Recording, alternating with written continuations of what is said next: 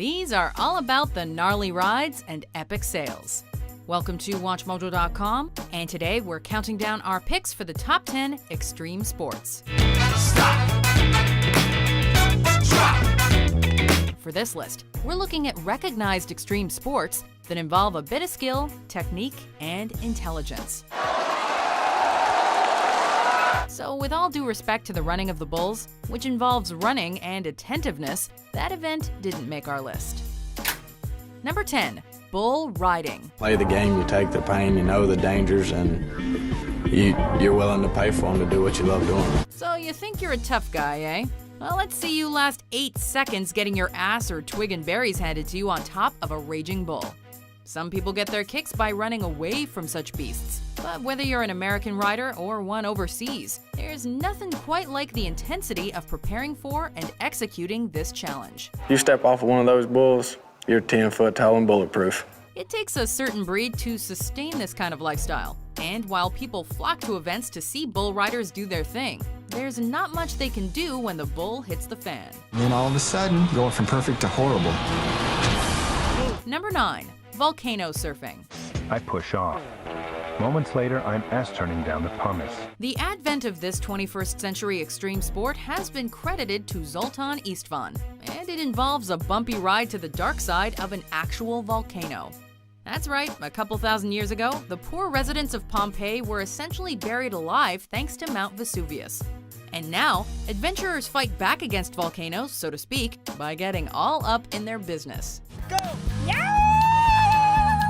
Times have changed, of course, but one must always be aware of getting all carved up by chunks of ash and flying debris. Oh yeah, the explosive lava is something to think about as well. Number 8, ice climbing. It's a 100-meter vertical ice shield, nearly rock hard because the sun never hits it. We all know that mountain climbing is for pansies, right? So that's why this slippery sport has gained such momentum in recent years. We're kidding, of course, as both rock and ice climbers are equally adventurous and crazy. Whether you prefer alpine ice or water ice, the basic laws of nature apply when climbing up a frozen waterfall. One does not simply ice climb. One comes ready with all the appropriate gear, prepared for perhaps the most exhilarating feeling in the world, and maybe a nasty fall. Number 7, highlining. Some of you may already highline on a daily basis, but probably not quite like this. My name is Philippe Petit. I'm a wire walker.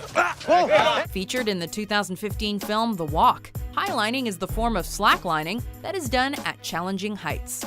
This sport requires some intellect when setting up the anchor points, and of course, one must be in tip-top shape and be able to focus too, as the ultimate fail would be plummeting to your certain death. It's only been since 2010 that slacklining has really become popular, particularly in the form known as tricklining, and it builds on the examples of past high-wire artists for more creative expressions of freedom. Number 6, skateboarding. Alright, so skateboarding probably doesn't seem that extreme these days. At least not if you're at the Bart Simpson it's faster than walking skill level. But every self-respecting skater knows that some broken bones are necessary if you want to call yourself the real deal. We don't really need to explain the essence of this extreme sport, as YouTube has become a haven for countless skateboarding fails, and also some rather impressive feats.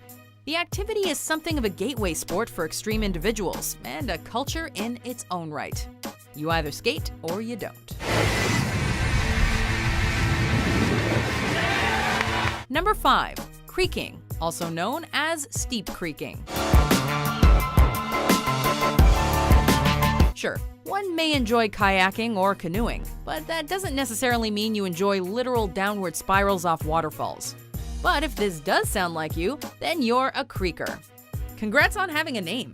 What do you need besides a kayak and a death wish? Well, a first aid kit might come in handy, and you'll certainly need a throw bag and face mask.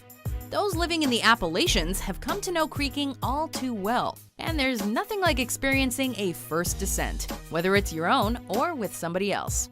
Beware of chicken heads and sieves, and always creak with confidence. Number 4, ice cross downhill, also known as downhill ice cross.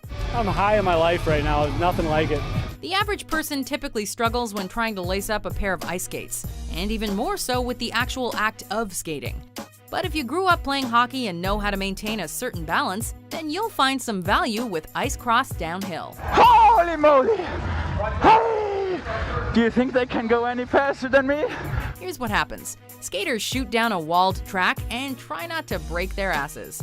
It's just like downhill skiing, except with sharp skates and hard ice. As you can imagine, the average ice cross downhill fail will make anyone wince, especially if you happen to be executing the failure in question. Number 3, motocross. You gotta always jump something. Speaking of ice, the one and only Vanilla Ice once reigned supreme in this extreme sport, as he was reportedly a 3-time Grand National Champion in Dallas. Go Ninja, go Ninja, go! Go Ninja, go Ninja, go! You could say that motocross was the next step up for skaters during the 80s, along with BMX riding. Numerous sub-competitions have emerged from this vehicular activity, whether it be freestyle, supercross, or whatever competitors come up with next. Some fly high while others keep it low. But motocross has long been a favorite among your more liberal motorcycle enthusiasts. Number 2, free climbing. Now the big question. Are you an aid climber or a free climber? Not sure? Well, if you're the former, you'll need some help reaching your destination. But if you're the latter, then you're on your own. Literally. You know, you commit, you're like, I'm doing this, here I go. But then after like a couple hours of being all committed, you're like, man, I'm tired. Sure, free climbers take the appropriate measures to prevent, death. But the point of it all centers on the trendy concept of do-it-yourself. There's always that one glance down and it's out of the corner of your eye. Because once you make the turn and look, you're like, oh man, I am high. When you're a kid, you climb trees. But if you're an experienced free climber, you reach a bit higher. Some question the motivation of free climbers, which does make sense, but perhaps you just don't understand the feeling of exhilaration. It'd be sort of like asking a gymnast what they're thinking about while they're doing the routine. Ideally, they're just executing it perfectly. Before we unveil our number 1 pick, here are some honorable mentions.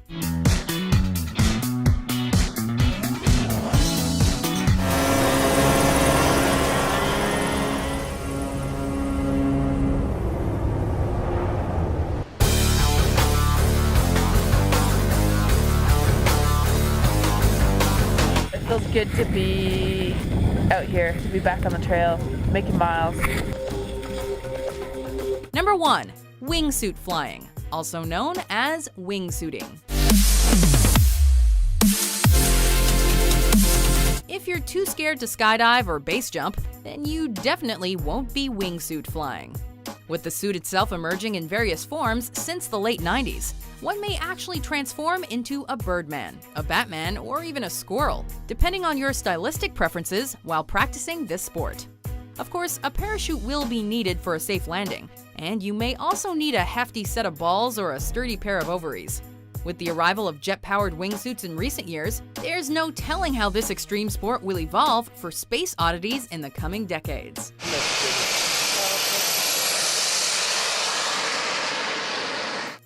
Do you agree with our list? What's your favorite extreme sport? You just have to hang on and, figure it out and fight. For more mind-blowing top 10s published every day, be sure to subscribe to WatchMojo.com. It might not be the toughest route in the world, but given that most people would be happy just to make it up a flight of stairs dressed like this, it's a pretty good effort.